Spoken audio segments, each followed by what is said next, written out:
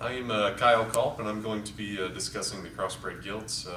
Probably, well, for sure on the hog committee, the most challenging class, maybe one of the more challenging classes of the day for everybody.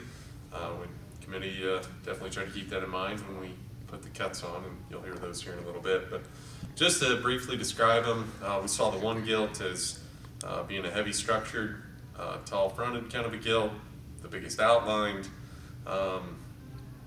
Maybe not perfect structured. None of them were perfect structured in the class though, but probably ultimately the most mobile, loosest structured one, despite being a little bit off in her hock design and perhaps just a nickel forward in her blade. Along with that, she was also the most cut up in her flank and probably just the tightest in terms of her rear ribbon flank there. Also on the good side though, as she came at you, that was probably the squarest chested, squarest in her knee. Just needed to be, redesigned from behind. Number two, as we study that gilt, probably first glance, you see her from the side and you kind of look at her and think, man, that's a really broody female, and balances up okay. One of the more powerful gilts just in terms of width and muscle and squareness as well. Had a really high quality underline. Unfortunately, from a structural standpoint, she was rocked forward in her blade and then got pretty flat on her pasterns.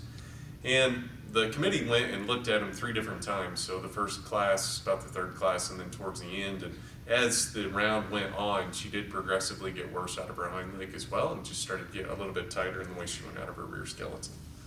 The 3 gilt, I would say on the good side, the most refined, perhaps the highest quality underline in the group.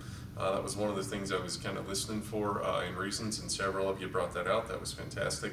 But one of the tight structured gilts, she was the smallest. She was one of the narrow ones as well, particularly up front, really closed in at her knee, and then tapered to the ground off either end of her skeleton. And then the 4 gilt, I viewed her as being kind of the stouter, heavier weight, heavier muscle version of 3, but really good in terms of her rear rib and flank and just her overall body shape.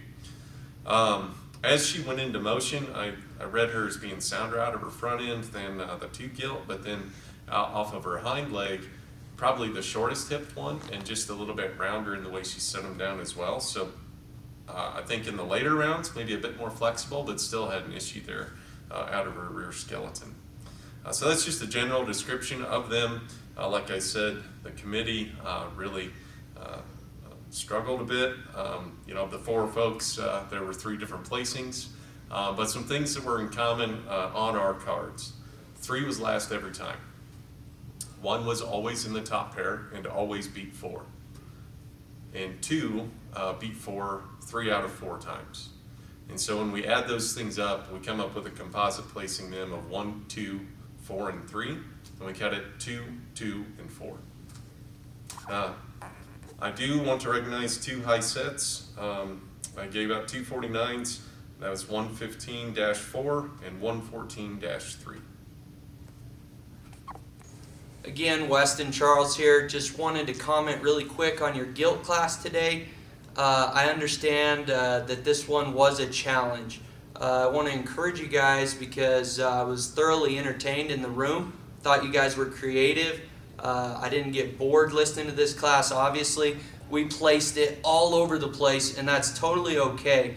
I'll just encourage you, whenever you walk up to a class like this, talk them as individuals. Don't do a ton of just broad, sweeping generalizations. They'll get you in trouble. I did want to recognize just a few high sets, 2002-3, 2003-2, 2023-1, 2003-1, 2002-1. Again, great job there. Keep it basic.